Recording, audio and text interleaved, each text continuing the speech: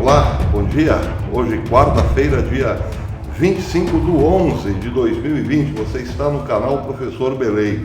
E por falar no Professor Belei, ele agradece de coração todos os e-mails que recebeu, desejando-lhe pronta recuperação. Muito obrigado a todos, obrigado pelo carinho dos amigos.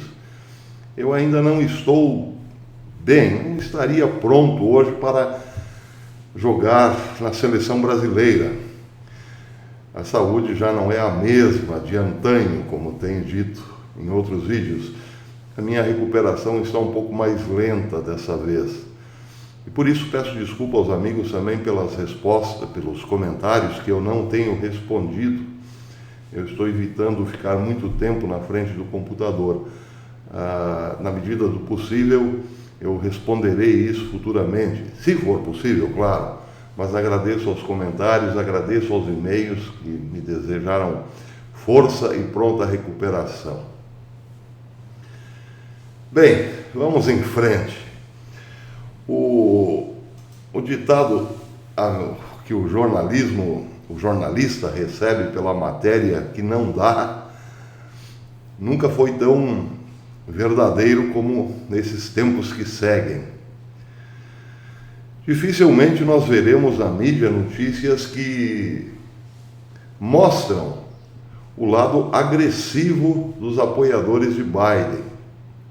Uma dessas notícias, dessas matérias importantes que a mídia não dará, saiu hoje com exclusividade no Twitter. O jornalista, o cineasta, melhor dizendo, Rob Starbuck, conservador, declarado apoiador de Donald Trump, flagrou um tweet do líder do Antifa. Eu vou mostrar o tweet, para que não haja nenhuma dúvida. Vocês estão vendo aqui, isso saiu hoje, foi publicado hoje, ontem melhor dizendo, do líder do simpático grupo Antifa, Aaron Haruba. Esse tweet que vocês estão vendo. Bem, o que diz o Twitter? O tweet de Haruba. Ele faz uma ameaça direta a Donald Trump, dizendo o seguinte: se Donald Trump não entregar o poder até domingo, até domingo ao meio-dia, haverá sangue nas ruas e nos subúrbios da América. Se você não ceder, até domingo ao meio-dia começaremos a bloquear estradas em áreas conservadoras. Seus apoiadores não poderão trabalhar ou ir ao supermercado para alimentar suas famílias. Estamos armados e vamos retalhar as tentativas. Aqui a tradução é complicada, mas, enfim, estamos armados e vamos retalhar. Esse é o tweet do simpático Aaron Haruba, cuja conta no Twitter já foi suspensa. Seus tweets, diz o Getaway Pandit, incluem comentários sobre como alvejar políticos conservadores e como ele começou as operações diretamente operações violentas contra a MAGA, os eleitores de Trump, conhecidos como MAGA. Pois é. Em 1º de novembro, diz o Gateway, Haruba anunciou corridas às urnas na área de Pittsburgh, pedindo que pessoas dessem dinheiro para sua conta, para, enfim, agirem militantemente contra eleitores de Donald Trump. Bem, aqui este post parece que foi excluído, mas o Getaway diz o seguinte, que a conta de Haruba no Twitter está repleta de ameaças de ameaças de violência e ódio direcionado, mas ele foi autorizado a continuar a tweetar, enquanto os conservadores foram removidos em massa por tweetarem sobre fraude nas eleições ou meros apoios a Donald Trump e assim por diante. E quase todos os tweets de Donald Trump, presidente dos Estados Unidos, estão marcados pelo Twitter. E aí termina a matéria dizendo que essa é a grande censura tecnológica no seu melhor estado, ou na sua melhor fase. Quantos meios de comunicação tradicionais noticiarão as notícias, ameaças violentas de Arruba? Pergunta o Gateway. Alguém mais acha curioso que apenas os meios de comunicação conservadores sejam capazes de acessar informações que expõem o lado negro da esquerda? Fica a pergunta. Bem, nós estamos vivendo, sim, uma censura global. A mesma censura que acontece aqui, acontece em todos os lugares hoje. Não se pode discordar do pensamento de esquerda. Por quê? Porque a Big Tech está na mão de esquerdistas, evidentemente. A grande mídia de poucas famílias dinásticas, globalistas. As rádios, via de regra, estão na mão de políticos que ganharam as concessões para operar. E as televisões, idem. E aí, qual o espaço que sobra? Bem, nos Estados Unidos ainda existe um grande público fiel a radialistas conservadores.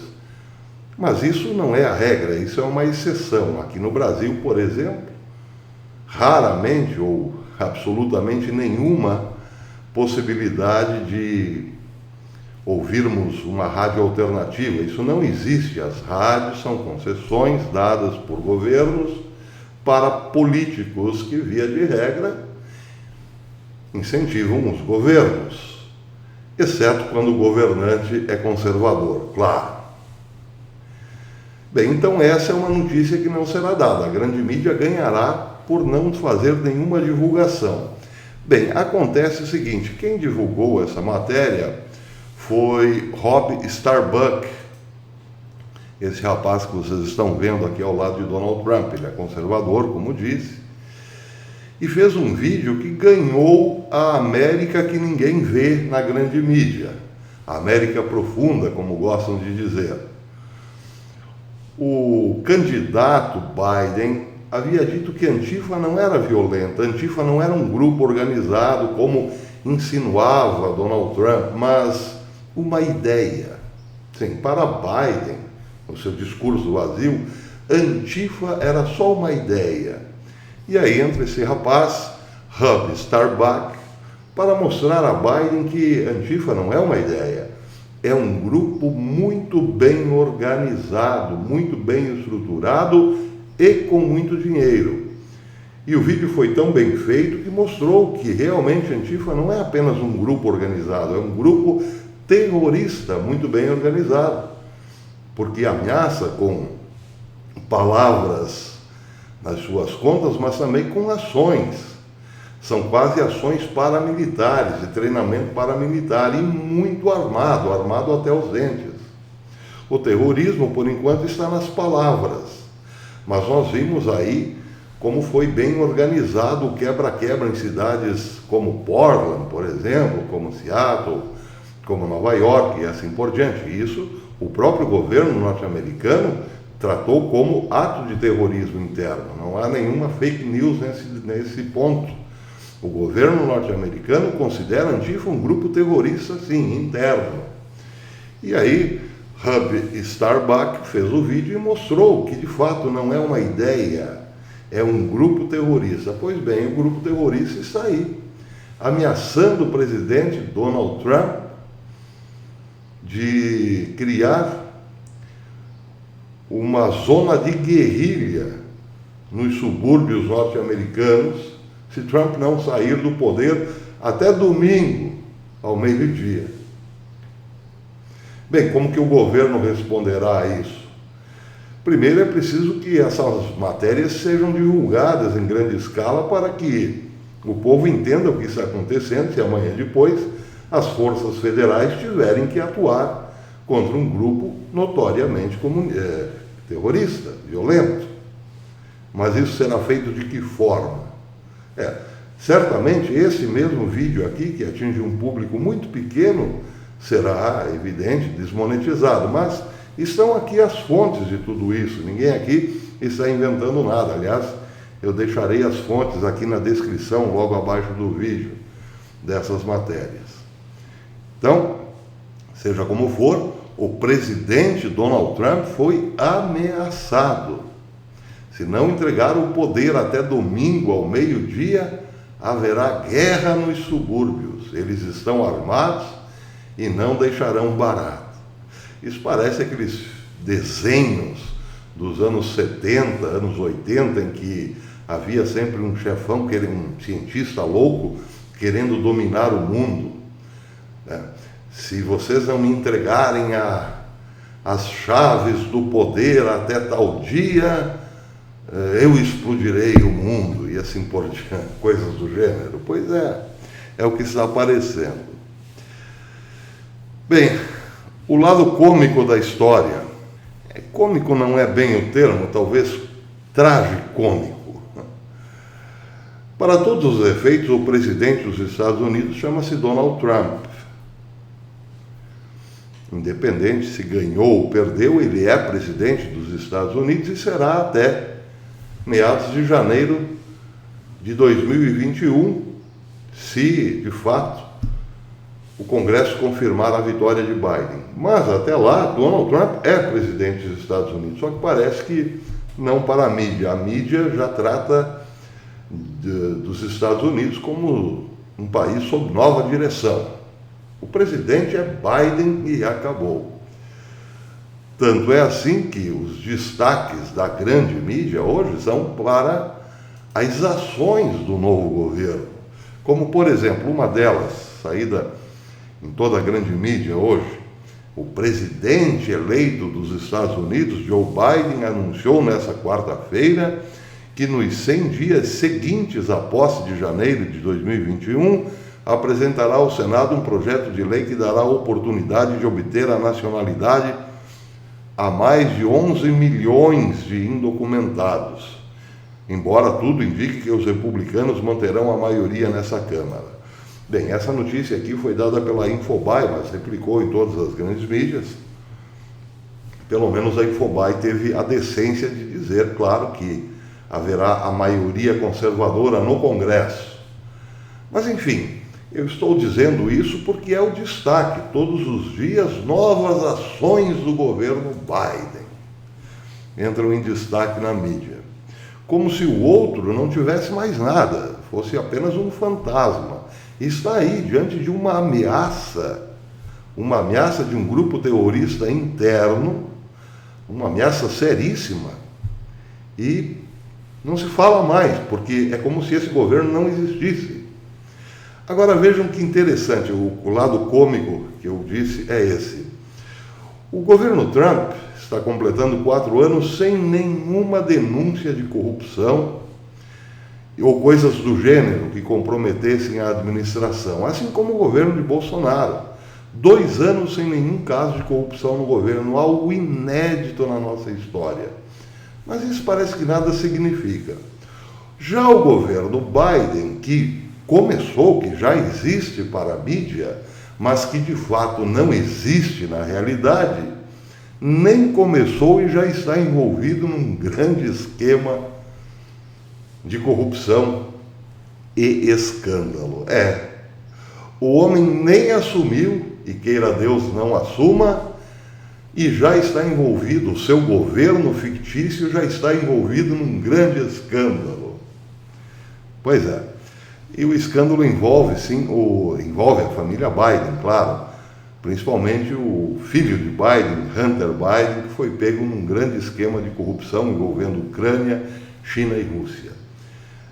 Bem, em 2015, Hunter Biden entrou para o conselho de uma empresa de energia da Ucrânia, uma empresa suspeita, para começo de conversa, uma espécie de, enfim, lavanderia.